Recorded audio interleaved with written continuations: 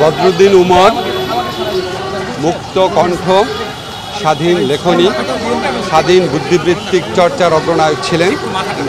তিনি সারা জীবন জুলুম, বৈষম্য, অপশাসন এগুলির বিরুদ্ধে কথা বলেছেন, সকল ন্যায়সঙ্গত সংগ্রামের পক্ষে দাঁড়িয়েছেন।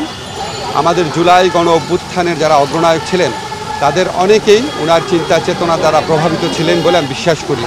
উনি সারা জীবন বাংলাদেশের জন্য প্রাসঙ্গিক থাকবেন। 1952 সালের আন্দোলন থেকে শুরু করে এই সর্বশেষ গণ অভ্যুত্থানের ইতিহাস অনুসন্ধান করতে গেলে, বাংলাদেশে বিপ্লবী আন্দোলনের ইতিহাস পড়তে গেলে, সমাজ বিশ্লেষণ করতে গেলে, সাম্রাজ্যবাদ বুঝতে গেলে, বাংলাদেশের শাসক শ্রেণীর স্বরূপ বুঝতে গেলে, বাংলাদেশের স্বৈর শাসনের উদ্ভবের কারণ বুঝতে গেলে বদরুদ্দিন উমরকে পড়তে হবে। বদরুদ্দিন উমর বাংলাদেশে সেই কারণে অবিস্মরণীয় থাকবেন এবং বাংলাদেশের মানুষের সকল মুক্তির সংগ্রামে তিনি জীবন্ত থাকবেন।